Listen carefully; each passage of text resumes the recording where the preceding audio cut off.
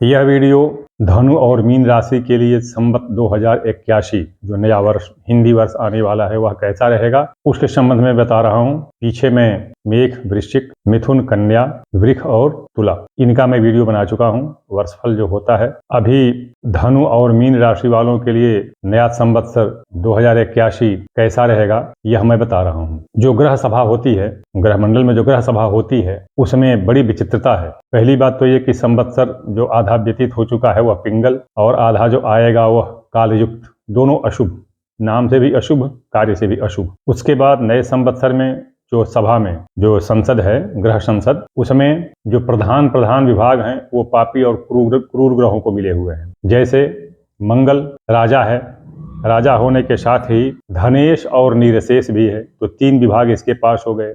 मंत्री इस वर्ष का शनि है, शनि को 3 भाग, मंत्री दुर्गेश और मेघेश 3 विभाग इसको मिले हुए हैं। धनु और मीन राशि का स्वामी जो गुरु है उसको मात्र 1 निर्शेष विभाग मिला हुआ है जो कोई मुख्य विभाग नहीं है। सूर्य बुध को कुछ नहीं मिला हुआ है। तो इस तरह से देख रहे हैं कि संवत्सर और संवत्सर के स्वामी अशुभ हैं, तो इस तरह से इनका व्यापक प्रभाव प्रत्येक राशि पर पड़ेगा, थोड़ा हो या ज्यादा हो सब पर पड़ेगा, और धनु और मीन राशि भी प्रभावित होगी।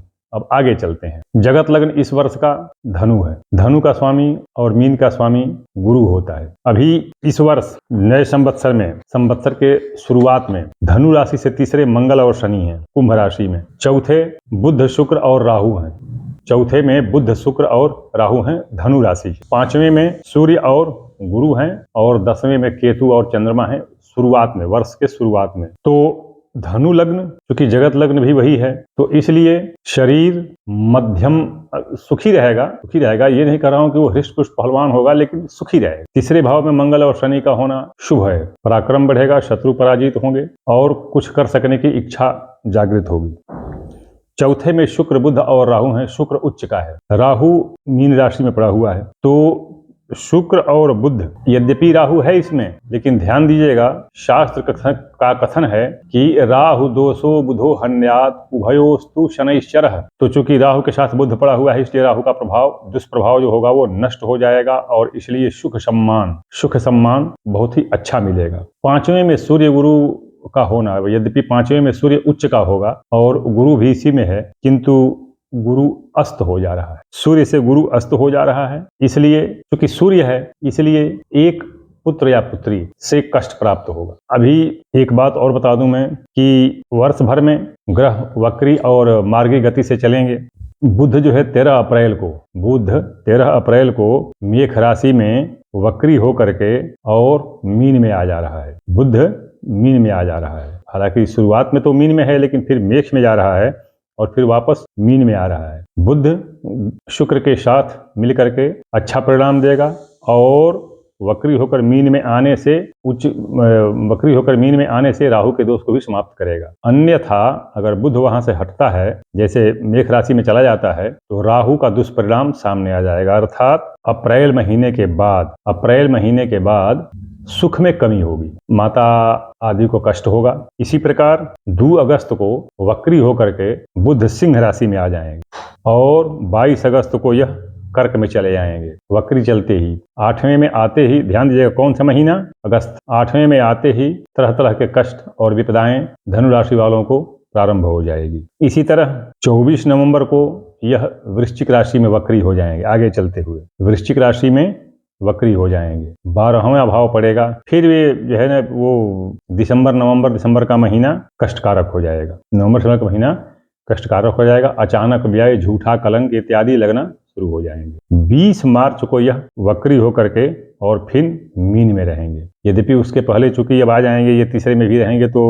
और फिर मकर में रहेंगे तो इनका प्रभाव अच्छा नहीं होगा, दुष्परिणाम ही देंगे, किंतु मीन में आते ही ये पुनः अच्छा फल देना शुरू कर देंगे और राहु के दोष को कम करेंगे। शुक्र जो है 23 फरवरी को जाकर के 25 में मीन में होंगे, मीन में ही वक्री होंगे और तब जाकर के फिर जो पुराना जो कष्ट है वो समाप्त होगा और सुख संपदा मिलेगी। अब आते हैं मीन राशि में। मीन राशि वालों को वर्ष के आरंभ में ही शुक्र बुध और राहु मीन में ही हैं। मीन राशि वालों के लिए 7.5 भी शुरू है। यही नहीं, वर्ष के आरंभ में मंगल और शनि संयुक्त होकर के 12वें भाव में है। तो तरह तरह की विपदाएं, कष्ट, यात्रा, धन हानि तरह तरह के मिलेंगे। दूसरे भाव में सूर्य और गुरु हैं। सूर्य उच्च का है लेकिन छठे भाव का स्वामी हो जाएगा, राशि से छठे भाव का स्वामी हो जाएगा, तो इसलिए धन संपदा इत्यादि भी, पारिवारिक कलह, ये सब अशुभ परिणाम प्राप्त होंगे।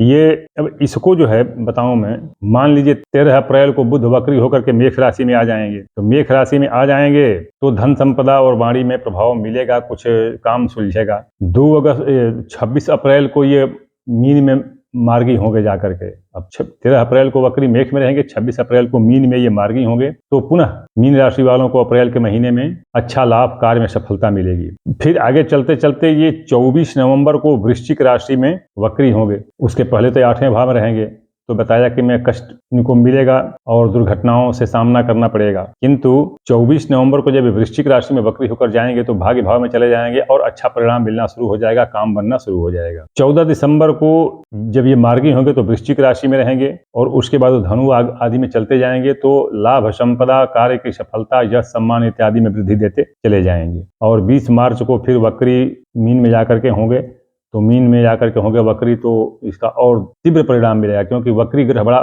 तीव्र फल, उग्र फल देता है। तो इस तरह से शारीरिक स्वस्थता और रोग में कमी होगी। अभी जो है शुक्र जो है इसका अच्छा ही परिणाम मिलता जा रहा है, शुरू में भी मीन में और वर्ष के अंत में भी यह वक्री होकर मीन में ही रहेंगे। तो शुक्र के कारण वैभव, विलासिता, सुख, भौतिक सुख ये सब देंगे। अभी मैं मंगल को बता दूं कि मंगल 18 दिसंबर को कर्क राशि में वक्री होंगे। 18 दिसंबर को कर्क राशि में वक्री होंगे। वैसे तो शुरुआत में ये कुंभ राशि के हैं, लेकिन कर्क राशि में जब वक्री होंगे तो संतान कष्ट, यश सम्मान में कमी, ये सब हो जाएंगे, क्योंकि एक तो नीच के रहेंगे उसी में वक्री हो जाएंगे। अब गुरु जो है 20 अक्टूबर को वृषभ राशि में वक्री हो जाएंगे, तो गुरु का तो अच्छा परिणाम मिलेगा, धन संपदा मिलेगी। किस महीने में? अक्टूबर महीने में। और 28 जनवरी को फिर ये वृक्ष में ही मार्गी हो जाएंगे, अर्थात ये वक्री और मार्गी से वृक्ष में चलेंगे। तो वृक्ष में वक्री और मार्गी होने से गुरु साहस में कमी, किसी षड्यंत्र का शिकार, आलस्य और विविध उपद्रव प्राप्त होंगे। शनि जो है नितांत अशुभ है। यह 1 जुलाई को वक्री होंगे कुंभ में